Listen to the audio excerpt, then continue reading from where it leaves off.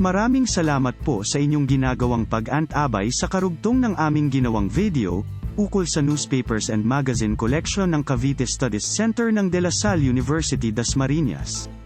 Kaya hindi na po tayo mag-aaksaya ng oras, simulan na po natin agad ang pagpapatuloy ng talakayan.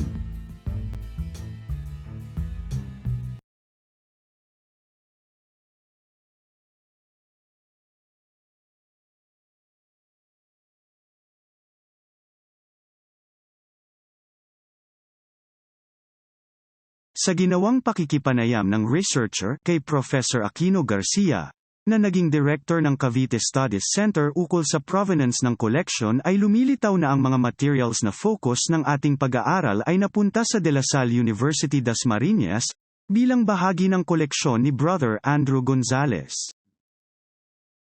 Lumilitaw sa mga pananda sa collection na ito ay pag-aari ng pamilyang Rosas na siyang may-ari ng Manila Times. Sa panahon ng deklarasyon ng martial law, si Chino Rosas ay isa sa mga unang ipinakulong ni Marcos. Kasunod nito, ang opisina ng kanyang mga publikasyon na nasa Aduanes Street ay ipinasara. Ang duration ng newspapers and magazine collection ng Cavite Studies Center ay isang interesadong pagtuunan ng pansin. Ito ay dahilan sa sinasakop nito ang mga taong 1945 hanggang 1972, na tumutugma na ang publikasyon ay nasa pag-aari ni Chino Rosas. Makakagawa tayo ng isang sapantaha, uulitin ko po na sapantaha lamang, na ang koleksyon ng matatandang dyaryo at mga magasin na nasa pag-iingat ngayon ng Cavite Studies Center ay maaring siyang file sa opisina ng Manila Times. Sa panahon ito ay ipatigil sa publikasyon. Noong panahon ng martial law, inilipat ng mga Rosas ang posayon kay Brother Andrew. Sa ganito, lumilitaw na kahit ang kasalukuyang Manila Times, na nagsali ng pag-aari mula kina John Gokongwei, Mark Jimenez, Katrina Legarda at Regis Romero, at sa kasalukuyan ay kay Mr. Dante Ang, ay walang file ng 1945 to 1972, sa ganito, ang newspapers and magazine collection ng Cavite Studies Center ay maituturing na napakahalaga.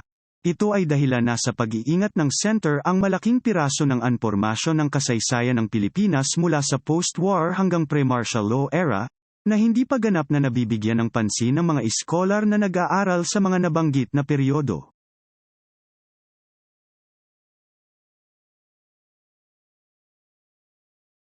Sa kasalukuyan, ang newspapers and magazine collection ng Cavite Studies Center ay nahahati sa dalawang lokasyon. Una ay ang maikling fraction nito ay nasa loob ng opisina ng mismong center. At ang malaking bahagi nito ay nakalagak sa mismong gusali ng aklat ang Emilio Aguinaldo ng De La Salle University Dasmariñas. Inookupa ng dalawang shelves nito, ang isang porsyon ng unang palapag ng aklatan. Samantalang ang malaking kabuuan ng koleksyon ay nakalagak sa pinakataas na palapag nito.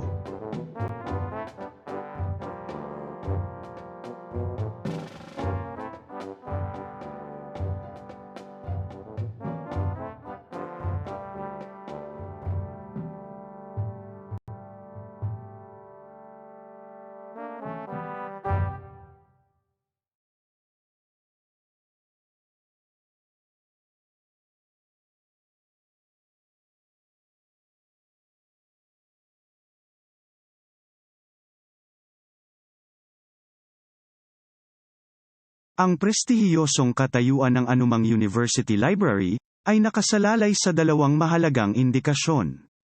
Una ay ang pagkakaroon nito ng ekstensibong koleksyon ng mga libro, para sa kanyang mga kliyente.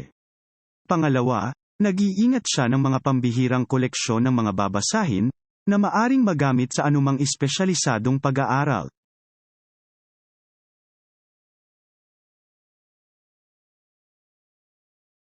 Isa sa mandato ng anumang aklatan ng unibersidad ay ang mangalap, magpreserba, at magbigay daan para maging accessible ang kanilang mga materyales sa pinakamalaking bilang ng mga potensyal na mambabasa.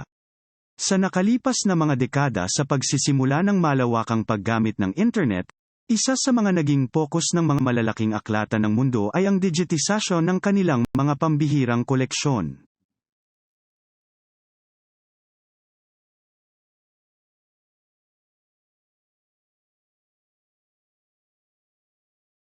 Sa mga nakalipas na panahon ng panimula ng Internet, ang Google ay nagkaroon ng isang napakahalagang inisyatibo, upang ang mga mahahalagang libro ng daigdig ay maisalin sa digital platform, sa layunin na maging accessible ang mga importanteng libro, para sa nakakaraming bilang ng mga tao saan mang bahagi ng mundo.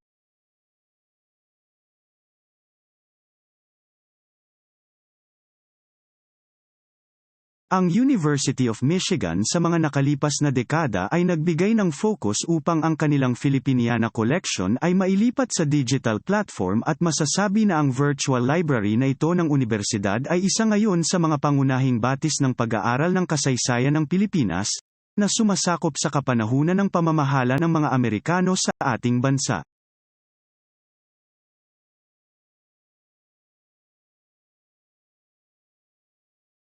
Sa Pilipinas, ang University of Santo Tomas ay nagkaroon na rin ng inisyatibo upang ang kanilang pambihirang koleksyon ng Filipiniana materials sa panahon ng pamamahala ng Espanya ay maging accessible sa mga researchers na nag-aaral ng ating kasaysayan.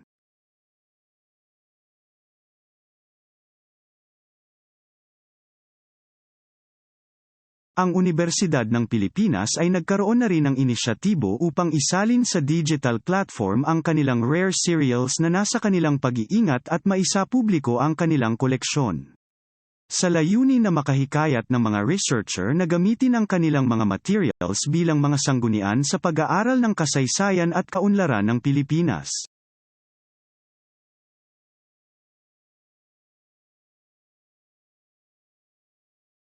Ang pagkakatagpo ni Dr. Calairo ng kabuuang koleksyon ng serials ng mga dyaryo at magazine mula sa kapanahunang post-war hanggang pre-martial law ay isang malaking breakthrough sa pag-aaral ng kasaysayan ng Pilipinas.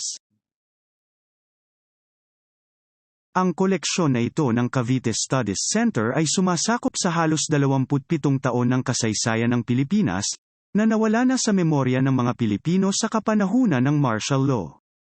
Ang pambihirang koleksyon na ito ay magbibigay ng panibagong pagsilip sa kabuuan ng lipunang Pilipino sa mga nabanggit na panahon at ang pagtingin sa mga naging pamamalakad ng pamahalaan mula sa panahon ni Pangulong Osmeña hanggang sa bisperas ng batas militar.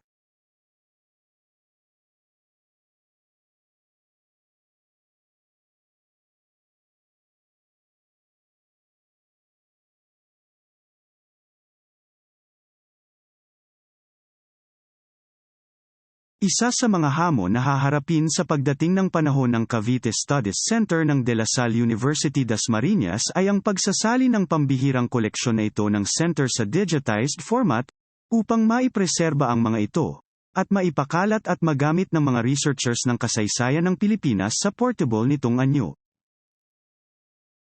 Sa ganito, magkakaroon ito ng isang dedicated website na magbibigay ng katanyagan sa Cavite Studies Center sa partikular at sa De La Salle University Dasmariñas sa kabuuan, hindi lamang sentro sa pag-aaral ukol sa probinsya ng Cavite, kundi magsisilbing hub ng mga pag-aaral ng kasaysayan ng Pilipinas mula sa mga panahon ng liberation hanggang pre-martial law era.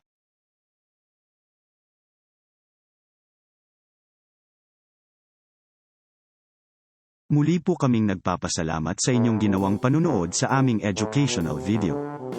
Hanggang sa susunod, magsama-sama po tayong muli.